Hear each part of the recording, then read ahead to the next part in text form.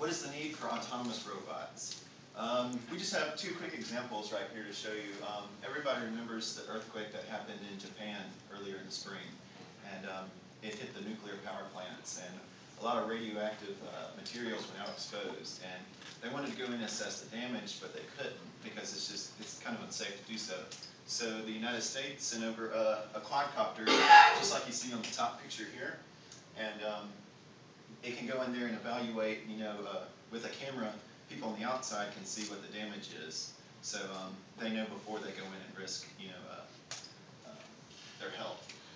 More of a hometown hero here on the bottom is a Escambia County SWAT team member. They call him Wally. He's not exactly autonomous, but the thing is he's got a really good platform for setting up something autonomous. What he's used for now is he puts the eyes into a hostile situation before they risk someone going in and doing something like that. So that was the premise for us in our senior design. We wanted to take what we know in hardware and firmware, put them together, and come up with a real-time indoor navigation system for something like a quadcopter. I'm Brandon Walker, and this is Mike Starr. I'm going to tell you a little more about that. So we have a few requirements. Of course, you have the hardware. You have the quadcopter and the components that come with it. We have the firmware, which would be the microcontroller, and the software. And we want to blend all these things together to figure out what it takes to make this quadcopter become an autonomous system. The quadcopter we used is the 330X-S Galley quadcopter. Some of the intended users here that we have for our project, Brandon kind of mentioned in the beginning, military, local law enforcement. These kinds of things are obviously a good idea to have some sort of autonomous robotic behavior, but some other aspects that weren't as such hostile situations would be in industrial, commercial situations, if you need to go in there and figure out CO2 levels. Again, somewhere we're not actually the person we want to be in. Some of the assumptions that we made in the questions, we wanted just an indoor space. So not only for the design, but actually for the implementation, it needs to be in a broad enough space to have a helicopter fly around. And likewise, this being a quadcopter, it needs to be not something that's humongous. It needs to be fit down hallways and not be obstructing things on the side of the hallways, bumping into things. It's got to be able to kind of be agile and go throughout through an open space. And likewise, since it is in the air, you want to add more sensors, but the more sensors you add, the more power consumption you're going to have there. So that's another kind of limitation that we had with our project. And one of the things here is we have a camera on it so that you can potentially pick up an object in a hallway, and then from that, it would be a reconnaissance mission. So something needs to be out in the open. You can't open doors, you can't press buttons. Neither could the ones that Brandon was showing you in the beginning. So that's another limitation that we have. The constraints economical, environmental, social, political, these kinds of things that we've all involved in our projects. Economical, number one being that some of these other autonomous vessels and vehicles that you see is that they have some sort of 3D mapping systems. So Brandon and I wanted to do this with a less expensive sensors and have the ability to do that in a budget not exceeding around $1,000, opposed to some $3,000 for a mapping system, etc. But the social and political, we don't want anybody to use this for any kind of harm or such things like this. Ethical, health, safety, we need to be referencing anything that we pull for while we're doing our design. We certainly don't want to hurt anybody during the design process, so kind of take precautionary measures in that sense of things. And manufacturing and sustainability, we want to be able to replicate this flight and on a consistent basis. Okay, so our end product description. Basically, we are designing the autonomous system that sits atop the quadcopter.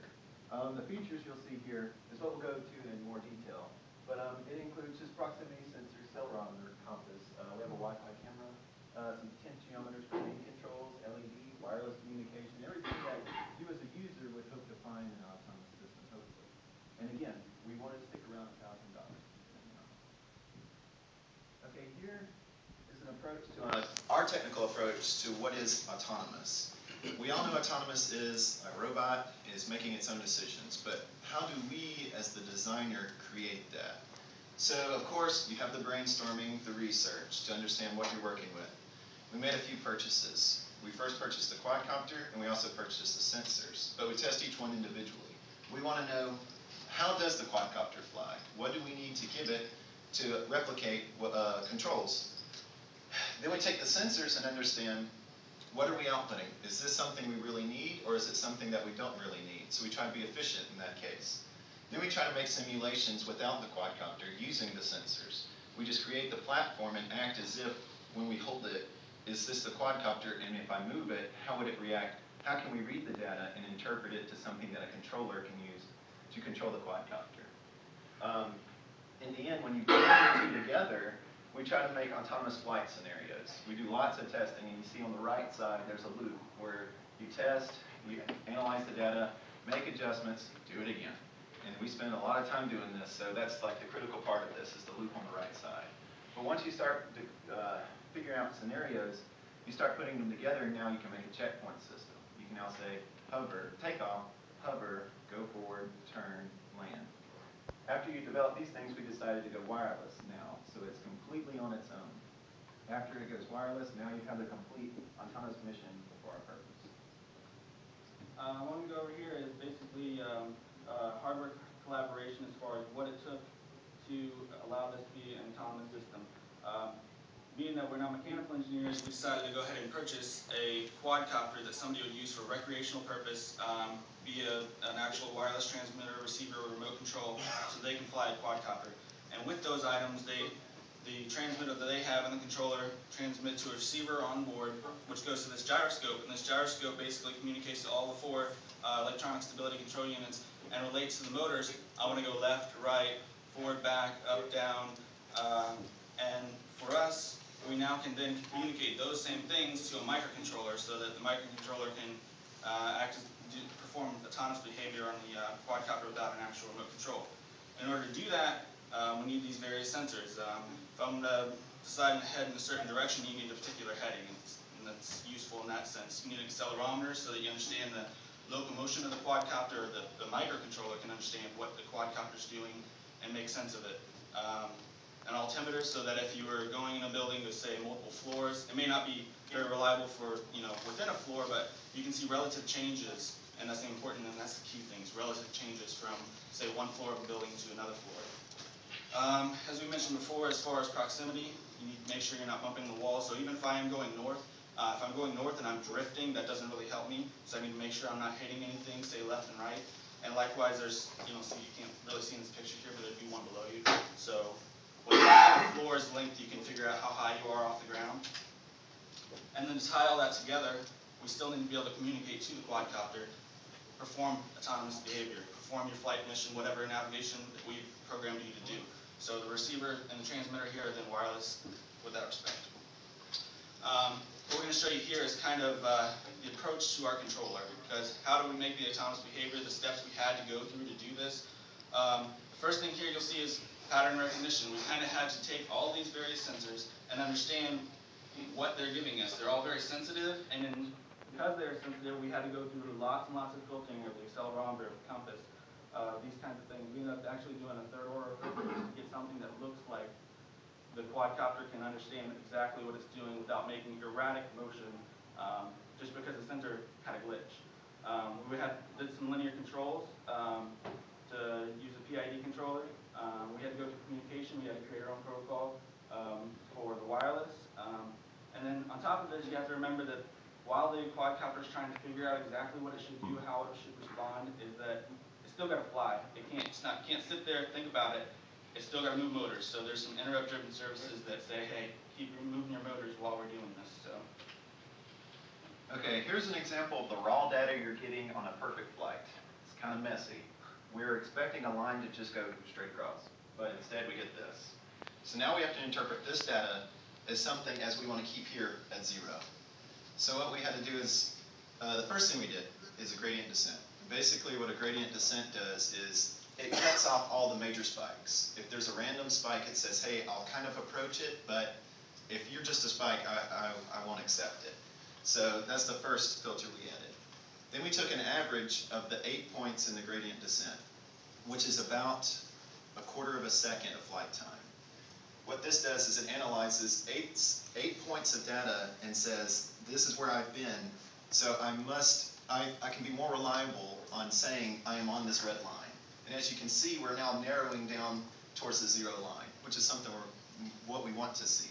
Then we just did another average on top of that average to make sure, as the purple line you see, that it is something that we can model the quadcopter with. We can understand, yes, if I receive this data, I must be doing something like this, as in tilting left or right.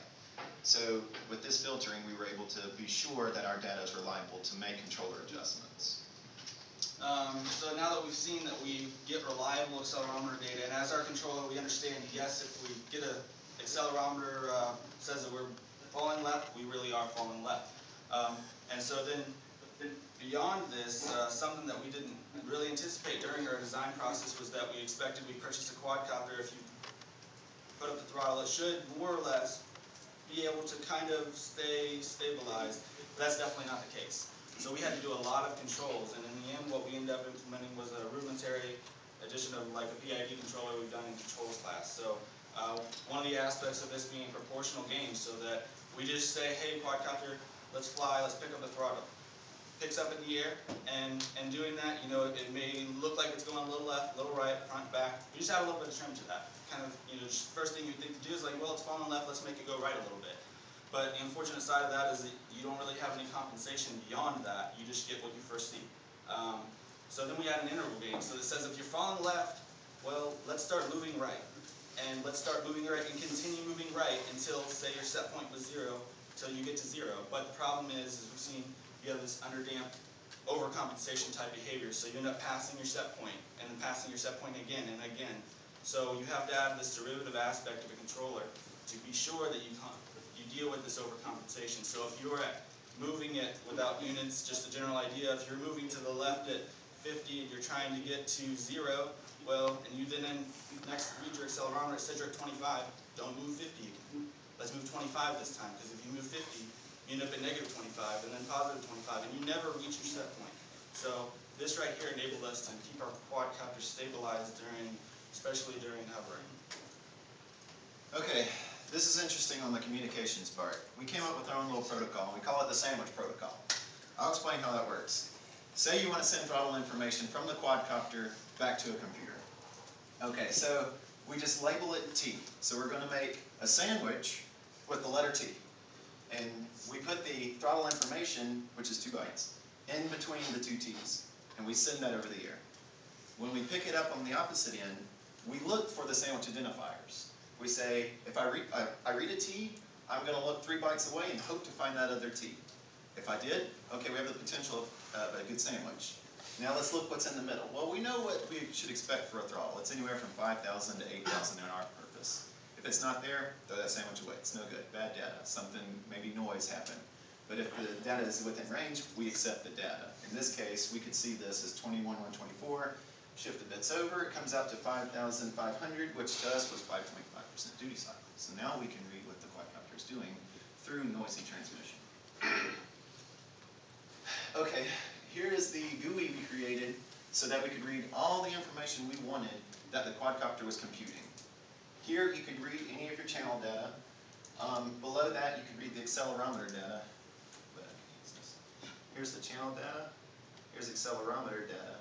If we want to read any gains that were changing as it was moving, we could read it there. Here is if there was any walls or objects, we could detect how many feet they were away. If you wanted to store the information, you could use it. You could click on whichever one you wanted, write your file name, and press logging, and it just stored it into a text file. You copy and paste it over in the Excel, and you can make those graphs you saw earlier. We also could control wireless transmission right through here. But if we wanted to click park, we just click it, it sends a P through the ear, and hopefully the quadcopter would catch it in order to park. Oh, and another thing is these squares right here could help visualize. If Mike was flying a quadcopter with a controller, I would like to know how he's moving, just with the joysticks. Well, I made these squares here so that whatever the data was reading from the microcontroller, it would interpret it and move these little circles here so I could see how he was moving the joysticks during flight. It's a more intuitive approach. Right here we have a budget. It's not necessarily particularly interesting in a PowerPoint presentation, but the point of this, showing this, is more or less to highlight it down here in the yellow, that we were looking for around $1,000, and we met that. There's some things here that maybe we bought, say for instance, there's a second battery up here somewhere, because we did hours and hours and hours of testing, and part of the project was that we once started to do autonomous behavior is that we couldn't do anything about it. We program it and what we believe to allow it to be able to be autonomous, and then we watch, and we say, well, it didn't do it, or it did do it, and we have to stop, reload, so a lot of battery time. So some things like that, maybe drove our budget a little over, but in general, it kind of stayed where we were looking for. To kind of sum up this here, this capstone 1, capstone 2, this process of us trying to do an autonomous system for a quadcopter, we went through many iterations. We first got all this hardware together, a compass, accelerometer, and altimeter, proximity sensors, and we went through lots of time developing firmware for these individual pieces and doing lots of filtering to make all this data very reliable. We went from there, and we then had to go through simulations. A lot of times when you do a project like this, there's a lot of mathematical modeling involved in that. And if you were to talk to somebody in the math department here, they give you a really great solution, but in the time period that we had to do would be really difficult to implement. So we did sensory data analysis. We basically pulled all of that data from or serially transmitted all this data from the quadcopter to a buoy while it's tethered to the quadcopter while I flew it and ran and watched. Then we logged this data, analyzed it, and from that we could then translate that to quadcopter. Here's how you fly autonomously. Here's how you do a takeoff. Here's how you fly forward. Here's how you hover, and so on. And in doing that, the pieces and simulations, there's necessary tweaking that definitely needs to be done, but we can autonomously make autonomous flights like we projected. What you'll see here is something, while I was working at Actigraph, I picked up a program from one of the hardware engineers pointing me to Google SketchUp. So we made this sometime in the summer of what we had projected the quadcopter to look like in general. And you can see here physically, and that's the last picture here for you guys in the reef, what we kind of ended up with. So more or less what we were projecting. So I'm pretty excited about that. But Any questions? Yeah. Right? What y'all use to make the goo? Visual Basic.